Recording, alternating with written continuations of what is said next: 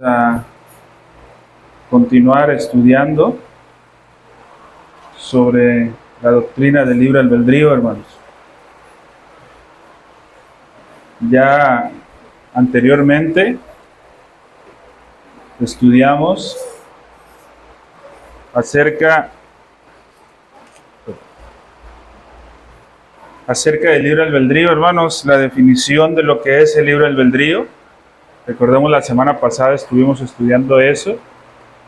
Encontramos en el párrafo 1 de nuestra confesión esta enseñanza, hermanos. El libre albedrío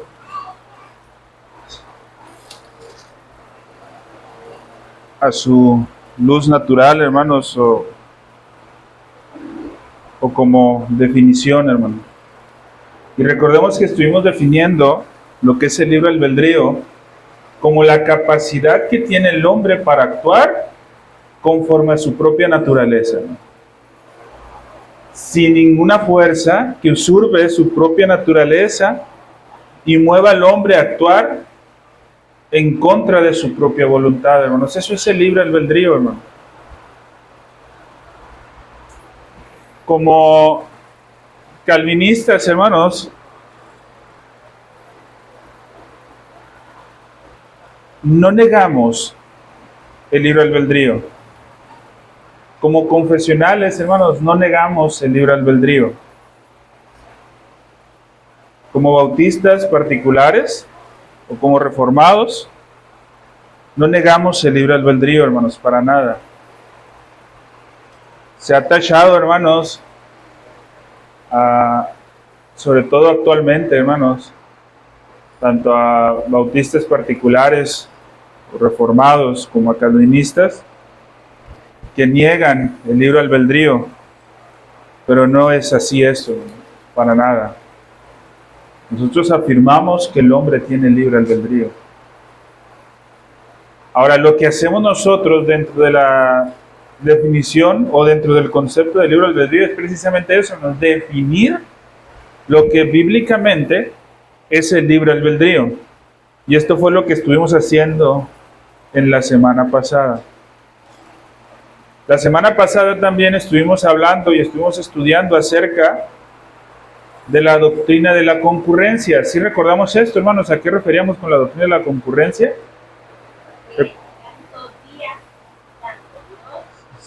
Exactamente, hermanos.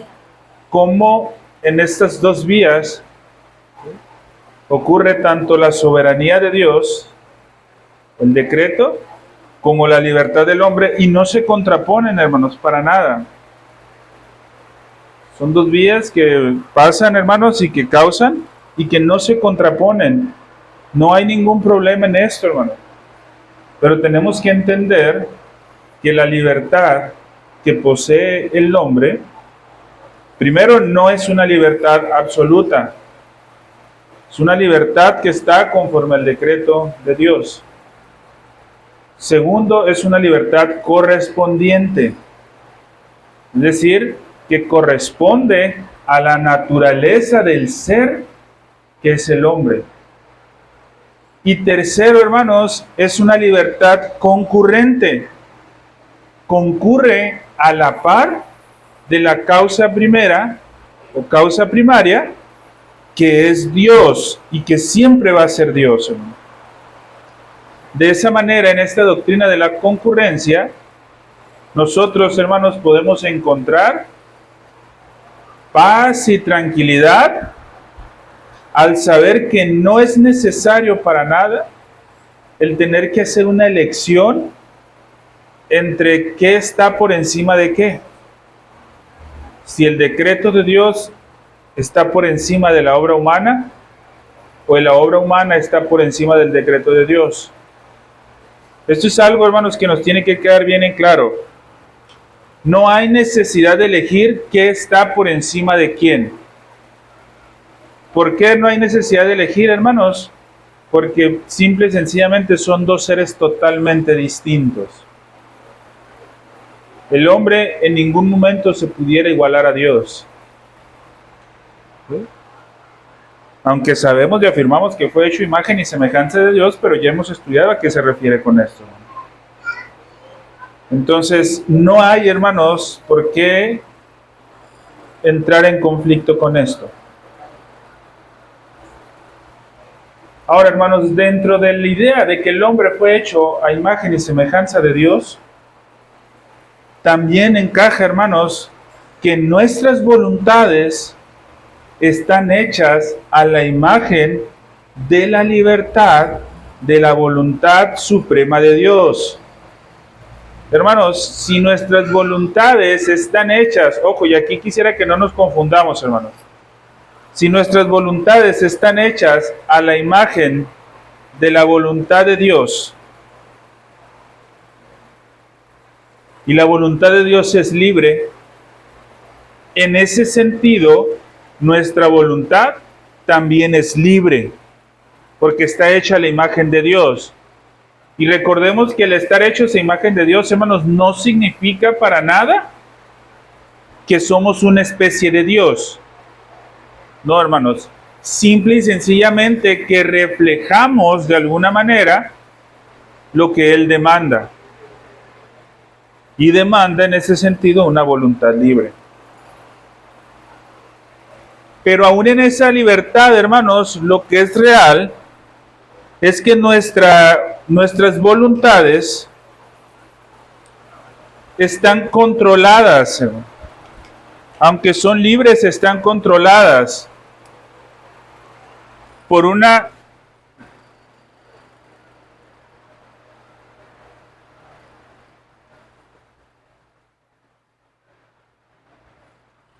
disposición ética, hermanos, ¿sí? Y en alguna manera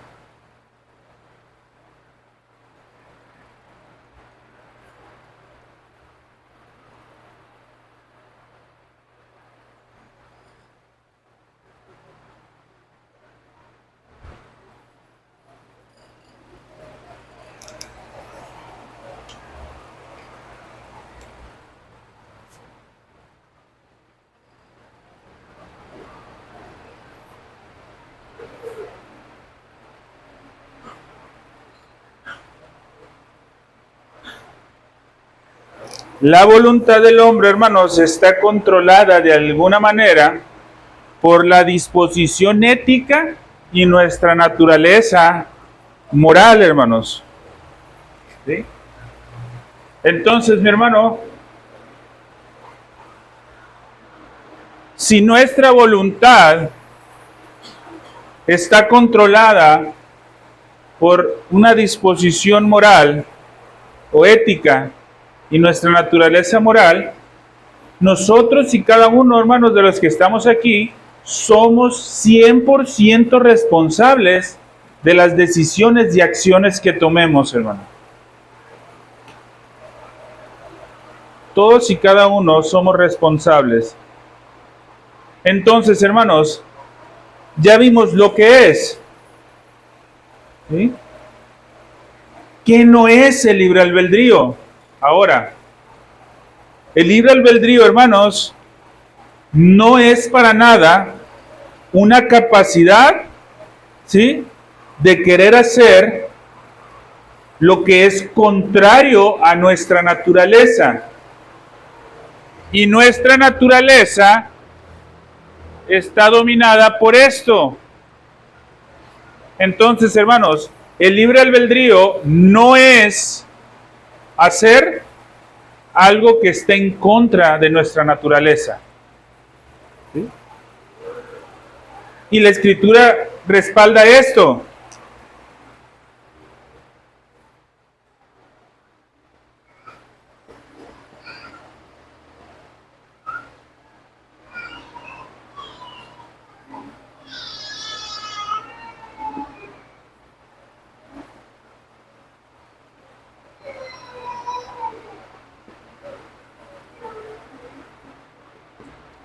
La lectura que acabamos de hacer ahorita, hermanos, ¿sí?, nos habla acerca de esto.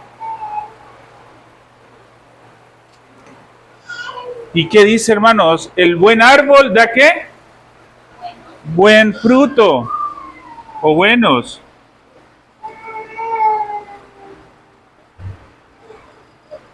Y el mal árbol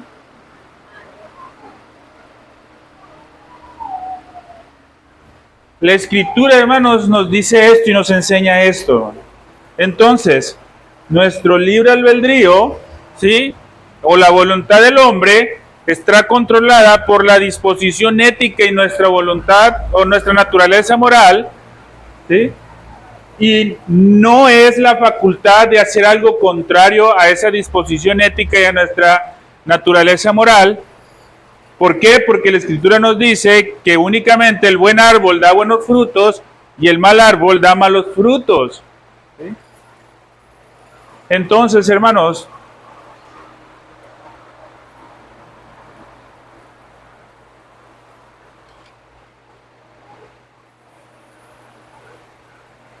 se fija, hermanos, el peligro. ¿Qué es esto, hermanos? Para la vida de alguien que profesa ser creyente, se da cuenta del peligro, hermanos. Por ejemplo, hermanos, ¿qué pasa de aquel que dice ser creyente, pero no se congrega? Y que encuentra una justificación en él. Es que por más que hago, no lo puedo hacer. Pero si eres libre, ¿qué te impide hacerlo?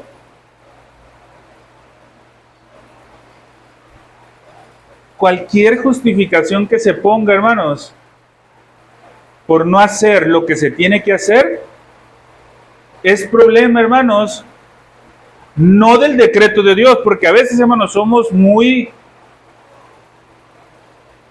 ¿cómo se dice la palabra cuando eres?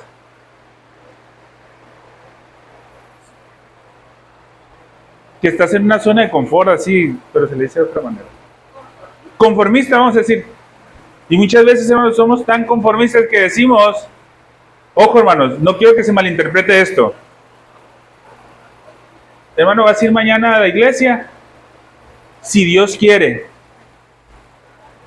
Y llega el día de mañana y no se vino. Ah, entonces no viene porque Dios no quiso que viniera. O la otra, hermano.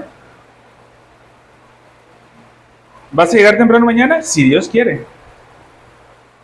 A veces somos muy conformistas, hermanos. ¿Sí? Y le echamos la culpa, hermanos, porque no hemos entendido que Dios nos dio ese libre albedrío para nosotros poder elegir. Pero ojo, hermanos, si está controlado por esto. ¿Sí?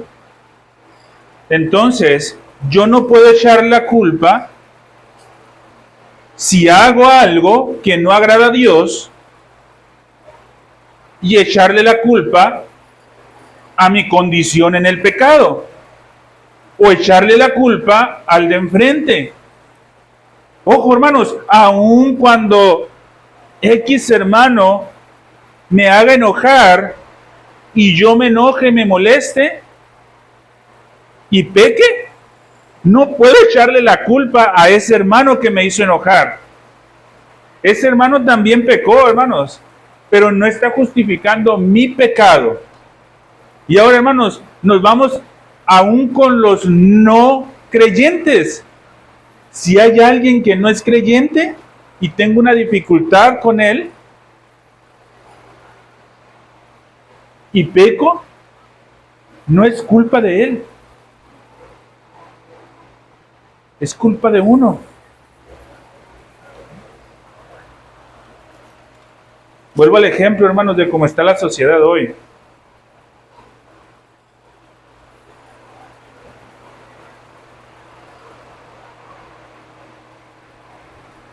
Hay dos películas muy famosas, hermano. Bueno, tres. Una apenas está por salir. Y ahorita están haciendo mucho eco entre las batallas estas de las ideologías de género. Y uno dice, es que no vayas a ver esta, mejor ve a ver esta. No voy a decir nombres para no promocionar.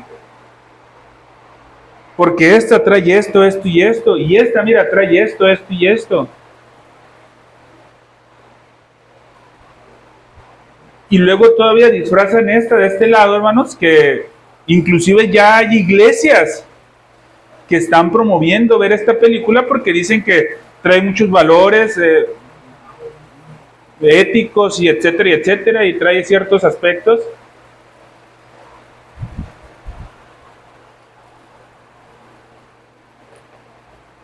Pero lo que nadie ha notado, hermanos, que tanto esta como esta trae mensajes que no son correctos, hermano. Esta con mucho disfraz. Pero al final dicen, hermanos, que la Trinidad es como una familia, como la familia, y tenemos que defender la Trinidad en ese sentido. ¿Eso es una herejía, hermanos? Decir que la Trinidad es como una familia es una herejía, hermanos. Eso es un modalismo que fue tachado de hereje, hermanos, en los primeros siglos del cristianismo. Y esto están transmitiendo en las iglesias. Y luego la transmiten pirata, porque todavía no sale original. ¿Sí? Entonces, el problema no son las películas, hermanos. El problema no es ni esta película ni esta película. El problema es lo que hago yo en mi voluntad con lo que yo veo en esta película y en esta película.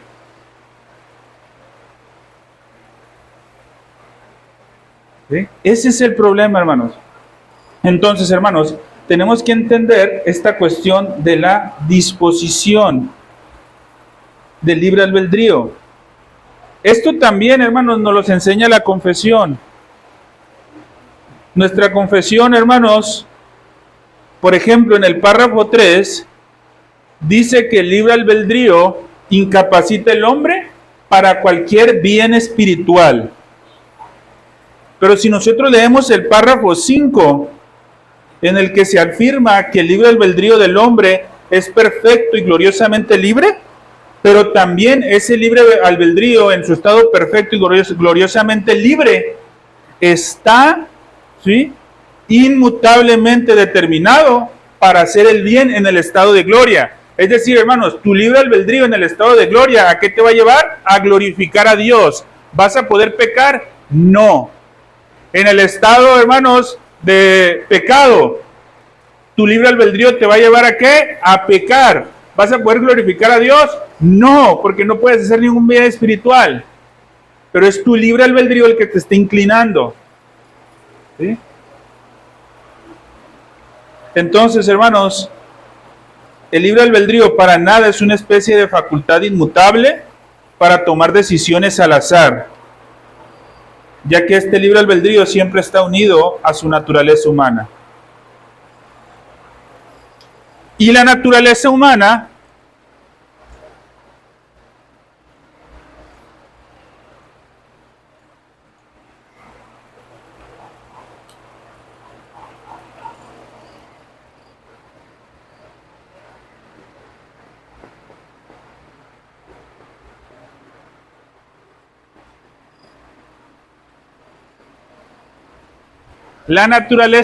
hermanos, se desarrolla en diferentes estados. Toda la naturaleza humana, hermanos, se ha desarrollado en diferentes estados.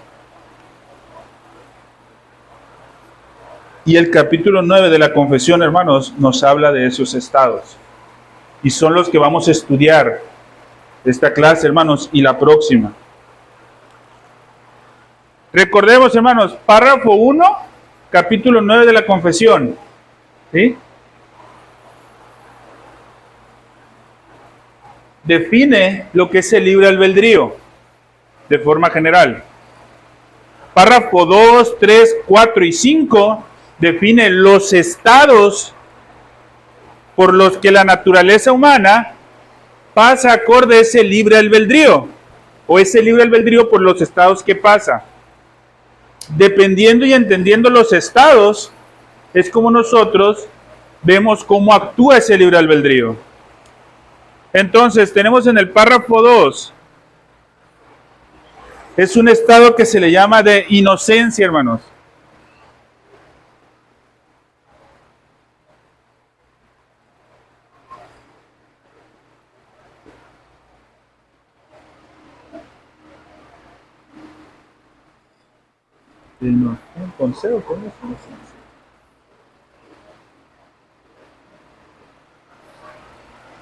El párrafo 2 es un estado de inocencia, hermanos. El párrafo 3 es un estado de pecado. Párrafo 4 un estado de gracia. Y el párrafo 5 un estado de gloria.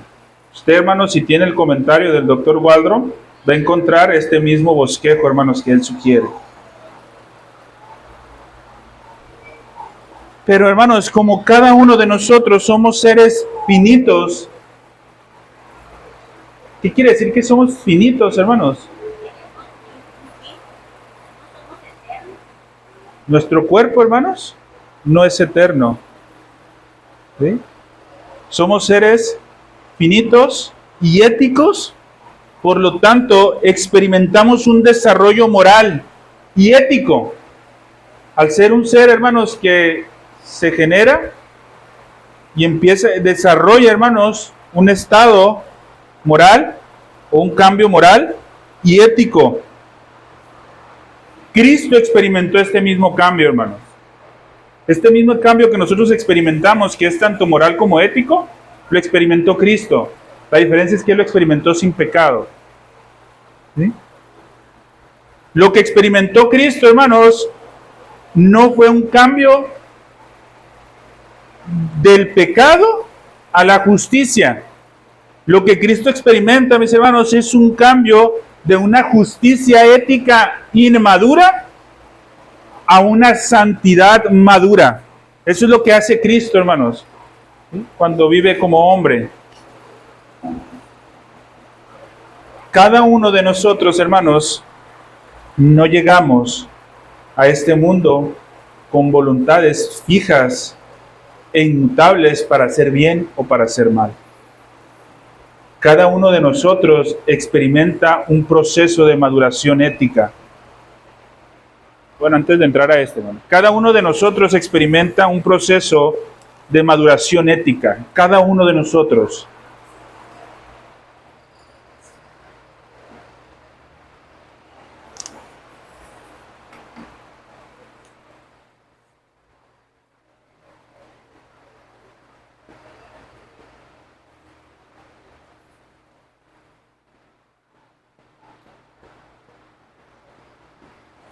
Cada uno de nosotros, hermanos, experimenta un proceso de maduración ética y moral.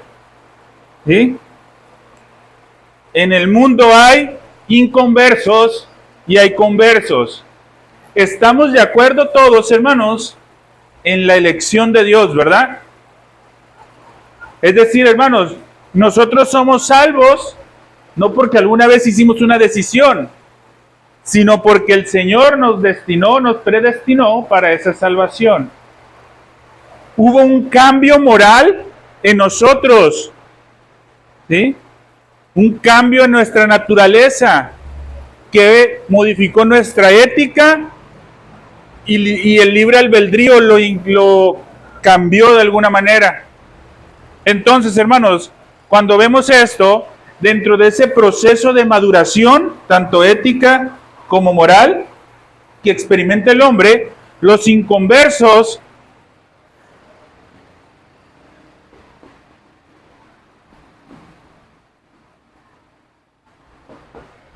en ese proceso, ¿qué hacen?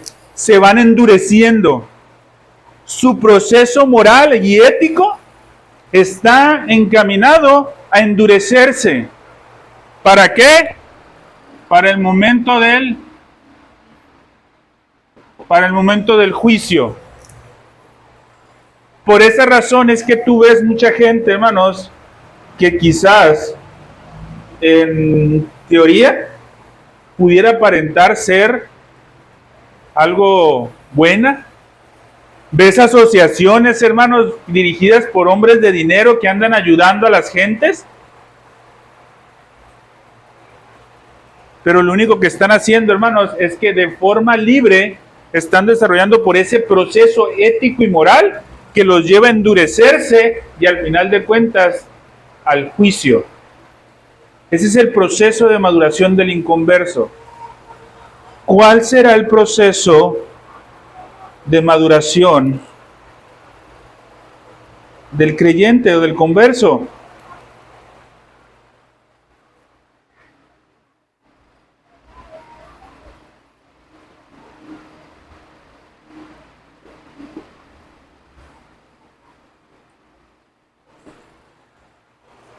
Es un proceso, hermanos, igual de santificación. El inconverso se endurece para el juicio. El converso entra en ese proceso de santificación. ¿Para qué? ¿Por qué no contestan? Sin miedo, yo escuché nomás dos. Para el juicio, hermanos. Alguna vez alguien me preguntó, oye hermano, ¿y nosotros como cristianos veremos el juicio de Dios? Y yo le dije, ve la confesión que nos dice y contrástalo con lo que nos dice la Escritura. Y cómo en todo el Apocalipsis y gran parte de las Sagradas Escrituras nos dice que el creyente también va a estar frente al juicio. Pero hermanos, ¿se dan cuenta que este proceso está la clave aquí?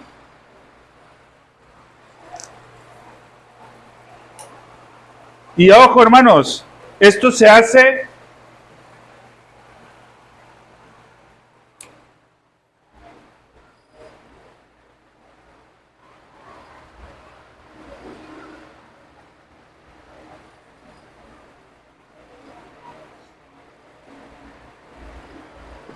este proceso se lleva a cabo, hermanos, por medio de una voluntad libre. Ya sea tu crecimiento en santificación o tu endurecimiento para juicio. ¿Esto, hermanos, se pelea con el decreto de Dios? No. Porque, hermanos, la doctrina de la concurrencia, somos dos seres totalmente distintos. No peleamos uno con el otro. ¿Y por qué esto es posible, hermanos? Porque a Dios así le plació hacerlo. ¿Sí? Él, hermanos, establece su decreto y se cumple, ¿sí?, en la eficiencia de la causa segunda. Por ejemplo, hermanos, Dios decretó, hermanos, que la gravedad existiera. ¿Verdad? ¿Qué nos dice la gravedad, hermanos? En algún sentido, lo que sube, baja. ¿Sí? Dios lo decretó eso. Pero yo decidí lanzar esto. No está actuando, hermanos, ninguno en contra del otro. Entonces, hay libertad, hermanos. Entonces, hermanos, podemos encontrar pretexto para no hacer lo que nos toca hacer en ese proceso de santificación. Nada. Nuestra voluntad nos mueve. Ay, pero es que hay X y Y condiciones, a mí me pasa esto y aquello, y yo tengo estas y X y Y dificultades, y por eso no puedo ser como los hermanos que están ahí congregándose domingo a domingo, o entre semana. ¿Por qué? Porque yo tengo esto y esto y esto. Eres libre. Y ojo, hermanos, aunque me mire muy extremista, es que mi trabajo me lo impide. Eres libre. Si tu trabajo está dirigiendo tu voluntad para hacer lo que te corresponde, y en el trabajo ponle lo que quieras, hermano, lo que quieras. Familia, condiciones climáticas, necesidades económicas, lo que quieras. Si lo está dirigiendo, no es culpa de la necesidad, es culpa de la voluntad libre, que es tuya, que es nuestra. Nosotros decidimos y actuamos, y ya veremos si nos estamos endureciendo o estamos siendo santificados. Eclesiastés 11:3, en la parte final, hermanos, si alguien me ayuda a leerlo. Bueno, hermanos, este proceso, ¿sí?, esto, aunque va a llevar al juicio, ese proceso de desarrollo ético y moral termina con la muerte. tanto uno como otro, termina con la muerte. El juicio, hermanos, va a tener, no sabemos en la fecha, pero los que hoy murieron están esperando ese juicio.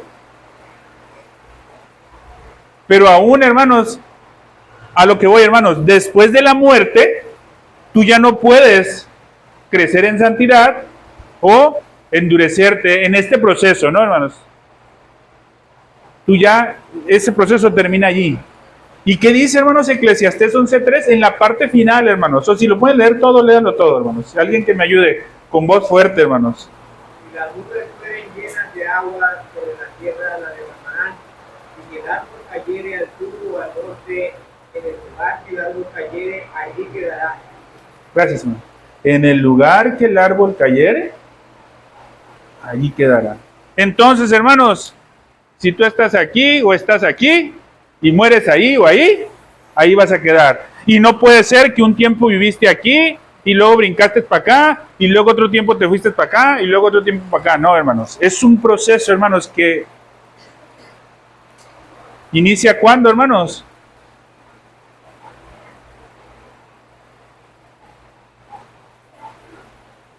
¿Cuándo inicia? En la elección de Dios, hermano. ¿Sí? Desde la elección de Dios, hermano. ¿Y podemos culpar a Dios, hermanos, por eso? No. Porque libremente el hombre se endurece en el pecado. ¿Sí? Si es cierto, hermanos, cambiamos, el hombre cambia de un estado a otro, ¿sí? En la justificación. Eso es una realidad, hermanos, ¿sí? El hombre cambia de un estado al otro en la justificación. Pero recuerden que estamos viendo, hermanos, que cómo estamos brincando por cada uno de los estados. El proceso de maduración ética inicia y debe de iniciar y debemos de esforzarnos porque inicie en cuanto el bebé nazca. Por eso es la responsabilidad, hermanos, los que son papás, de que instruyan al niño en sus caminos, para que cuando sea grande no se separe. Esa es la responsabilidad, hermanos, esa es la responsabilidad. Y se tiene que hacer, ¿sí? Por esa razón. El niño desde que nace, hermanos, tiene que entrar en ese proceso de maduración ética y moral. Que si a Dios le place, hermanos, en un tiempo, va a cambiar de ese estado.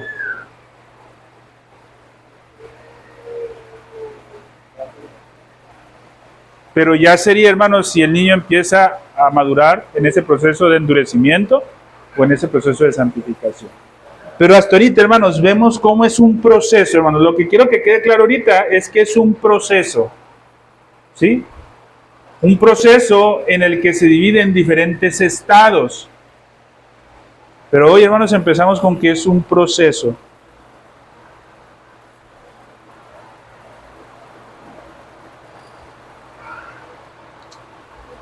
Hermanos, hasta este momento,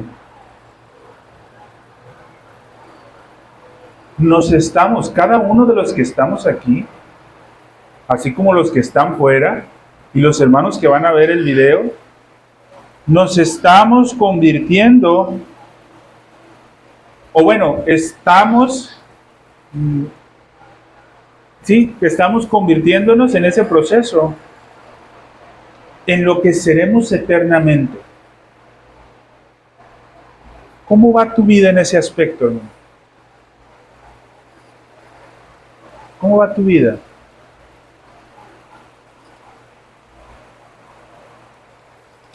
¿Te imaginas, hermanos, qué pasaría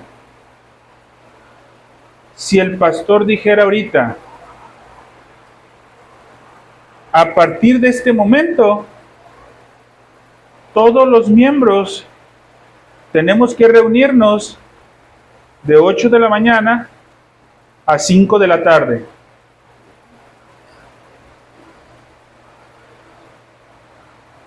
Vamos en un suponer, de 8 de la mañana a 5 de la tarde.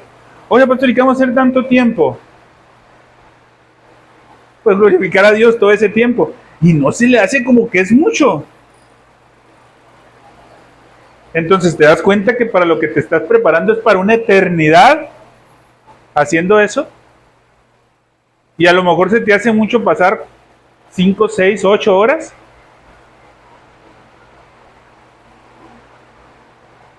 Ah, pero ¿qué tal unas vacaciones de 15 días? ¿Va que eso no es mucho?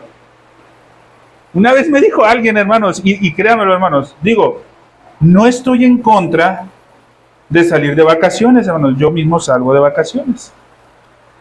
Me gusta salir de vacaciones. Sobre todo del trabajo, ¿no?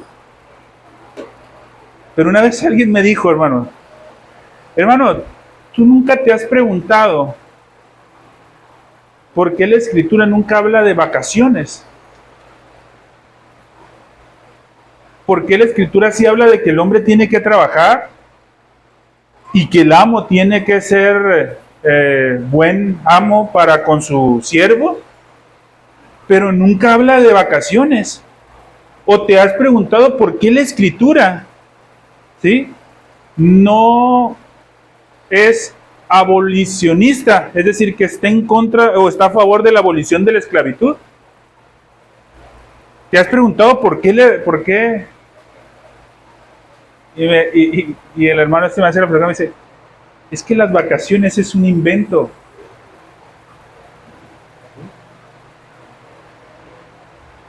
Si nos vamos al sentido bíblico, las vacaciones no son bíblicas. Ahora sí, tú puedes dejar de trabajar un tiempo porque la ley te lo autoriza. Y está bien. Tú te puedes ir un tiempo fuera de tu ciudad y está bien.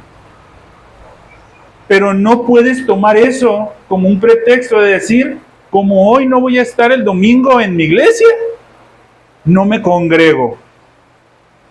No, no hay vacaciones.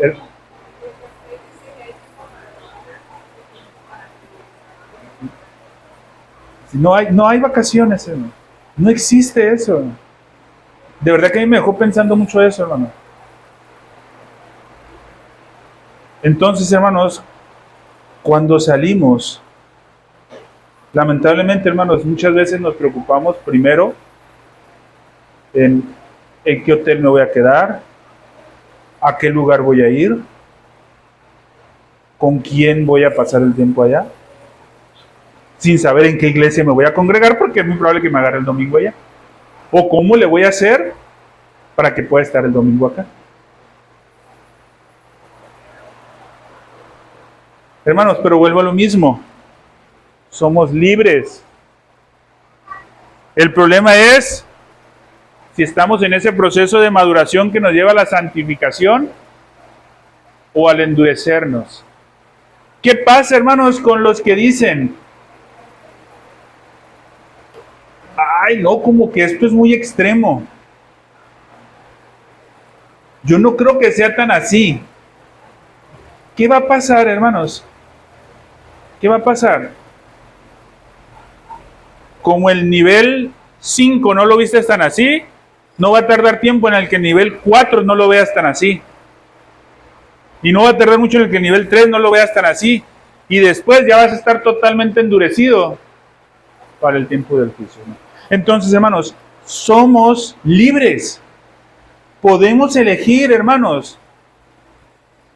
Todo, hermanos. Llegar temprano, congregarte el domingo, congregarte entre semana, ofrendar, ayudar al hermano que lo necesita, amar al enemigo. Somos libres. Es culpa de nosotros si lo hacemos o no lo hacemos.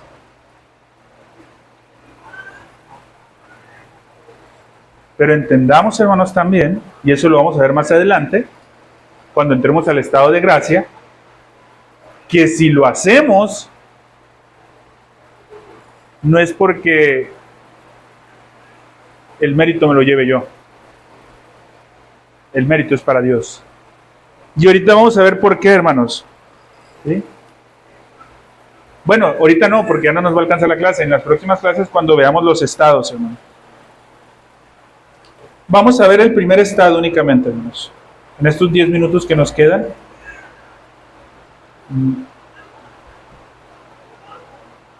Bueno, antes de entrar al estado, hermanos, quiero hacer una aclaración. Es necesario que cada uno de nosotros trabajemos en moldear nuestros caracteres, tanto morales como éticos, para que vayan progresivamente creciendo en santidad. Es necesario, hermanos, que cada uno de nosotros trabajemos en eso. Hermanos, es obligación del pastor, del hermano, exhortarnos cuando estamos cometiendo un pecado. Sí, tenemos que hacerlo en ese amor. Pero hermanos, es obligación de cada uno de nosotros hacer lo que nos toca. Se le dice al pastor que tiene que instar en tiempo y fuera de tiempo, en todo momento. Pero eso no evade la responsabilidad que tenemos cada uno de nosotros. ¿Sí? Para nada. Y hermanos, este crecimiento en santidad, aquí con esto quiero aclarar algo, hermanos, porque muchas veces nos confundimos con esto. Ese crecimiento en santidad no se ve en las redes sociales. Porque tú ves muchos Facebook o Instagram o Twitter o lo que le quieras poner, lleno de versículos bíblicos del principio hasta el fin.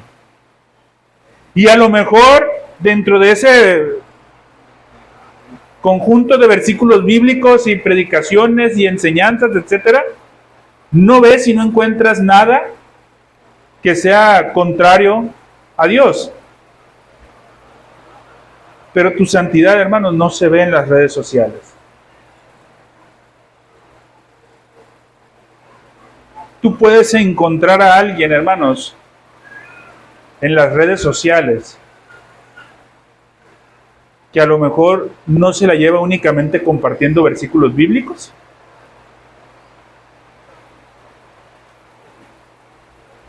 Y es muchísimo más fiel que alguien que se la lleva compartiendo versículos bíblicos. No se ve ahí, hermanos, eso. No se ve, hermanos, esa santidad o ese crecimiento progresivo en santidad. No se ve en nuestra actitud frente a las problemáticas de la sociedad. Ahí no, hermanos. Con esto no estoy diciendo, hermanos, que publiquemos en las redes sociales lo que querramos y que apoyemos todo lo que la sociedad dice. No, hermanos. El feminismo tratado como es actualmente, hermanos, es una herejía. Los problemas sociales que hay actualmente, muchos, hermanos, son herejía. Pero tu santidad y tu progreso de santidad no se mide en tu disposición para enfrentarte al mal gobierno y a la sociedad tirana o pecadora. Porque muchas veces pensamos eso, hermano, que nuestra santidad se va a ver en cómo nosotros vamos y tenemos la valentía de pararnos frente a aquel político. Por ejemplo, ahora que traen este revuelto con los libros de la SEP, que le metieron mensaje incluyente, el Tódex y el texto, ¿no? Y muchos dicen, mira, este va a ser un buen cristiano porque va a ir y se va a parar enfrente de los políticos. Va a pararse enfrente de los políticos y les va a decir las verdades. Ahí no se ve, hermanos, tu crecimiento en santidad. ¿Sabes dónde se ve, hermanos, tu crecimiento en santidad? En tu vida en la iglesia. ¿Cómo eres aquí en la iglesia? Es donde se ve realmente tu crecimiento en santidad. El compromiso que tienes aquí en la iglesia es donde realmente se ve si estás creciendo en santidad. Si no te estás congregando, hermanos, si no estás creciendo en santidad en la iglesia, si no estás sirviendo al hermano, por más publicaciones en Facebook que pongas, por más cosas que hagas, manifestaciones en contra del gobierno tirano y del pecado, no sirve de nada, hermanos, si tu compromiso en la iglesia no se ve manifestado. Tu crecimiento en santidad únicamente es en la iglesia. Si hay algo que te impide hacerlo, no le echemos la culpa a nadie más, hermanos. No le echemos la culpa al pecado. Somos nosotros. ¿Sí? Párrafo 2, hermanos. Estos 5 minutitos lo vamos a estudiar, hermanos. Es sencillo, hermanos, porque ya lo estudiamos.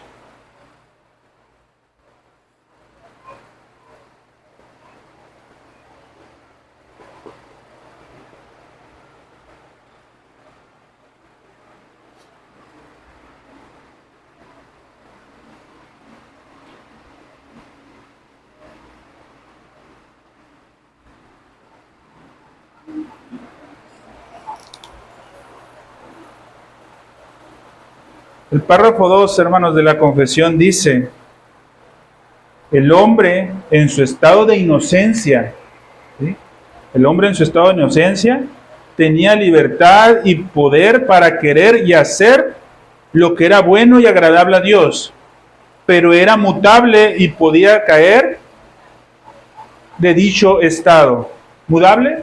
¿Sí? Y podía caer de dicho estado. Eclesiastés 7:29, hermanos, nos dice: he aquí solamente he hallado que Dios hizo al hombre recto, pero ellos buscaron muchas perversiones. Recordemos lo que estudiamos, hermanos, en el capítulo 4, párrafo 2 de la creación. Se los voy a leer, hermanos, lo que ya estudiamos anteriormente, y vamos a ver, hermanos, cómo estudiamos la confesión entretejida y cómo uno se va entendiendo con otra. En el capítulo 4, párrafo 2, dice: después de que Dios hubo creado todas las demás criaturas, creó al hombre, varón y hembra, con almas, dice, racionales e inmortales, haciéndolos aptos para aquella vida para con Dios, para lo cual fueron creados, siendo hechos a imagen de Dios, en conocimiento, justicia y santidad de la verdad, teniendo la ley escrita en sus corazones. ¿Y qué dice, hermanos? Poder para cumplirla, dice. Sin embargo, dice, por el libre albedrío, por la voluntad libre, ¿sí? Con la posibilidad de transgredirla. Es decir, podían cumplirla, pero también podían transgredirla. Por haber sido dejados, ¿qué dice? A la libertad de su propia voluntad, que era mutable. ¿Sí? El capítulo 6, hermanos, párrafo 1, de la caída del hombre, del pecado y su castigo, inicia, hermanos, con la afirmación de que Dios creó al hombre recto y perfecto. Entonces, hermanos, hay un estado, el primer estado es ese estado de inocencia. Ese estado estaba caracterizado por la inestabilidad, y este estado fueron donde fueron creados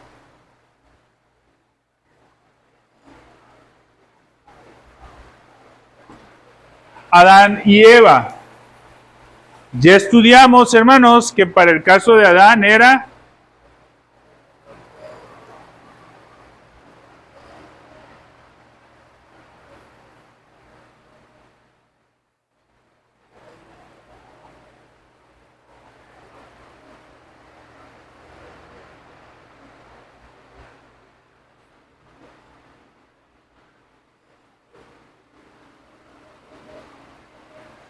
el caso de Adán, hermanos, ya lo estudiamos esto, acuérdense. El caso de Adán era el representante federal de la humanidad en el pacto de obras. ¿Sí? Entonces, hermanos, no, pero es que yo no viví en ese tiempo de la inocencia. Él era nuestro representante, hermanos. Sí lo vivimos en representación de Él. Lo vivimos. El pecado de Él, hermanos, fue dado a todos. Entonces, ellos vivieron en ese estado de inocencia. ¿Sí? Lo que vamos a ver la semana que entra, hermanos, van a ser los otros estados y cómo, hermanos, estos estados se van desarrollando.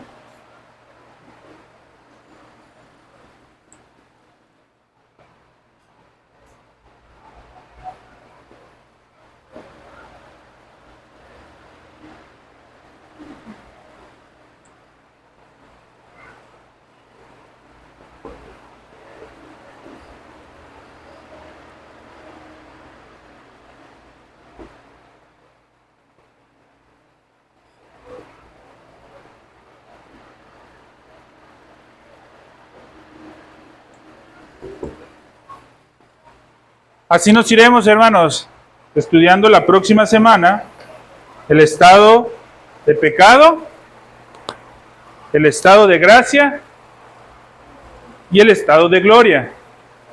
Les va a ayudar mucho, hermanos, con esto vamos a finalizar. Les va a ayudar muchísimo el que recordemos, hermanos, el capítulo 6.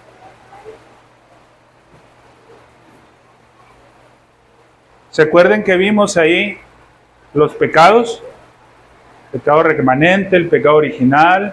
¿Y se acuerdan? Recuerden, hermanos, agarren sus notas y estudienlo. Vamos a ocuparlo, hermanos, en la próxima semana. Y con esto, hermanos, vamos a finalizar el estudio del día de hoy. Vamos a orar, hermanos.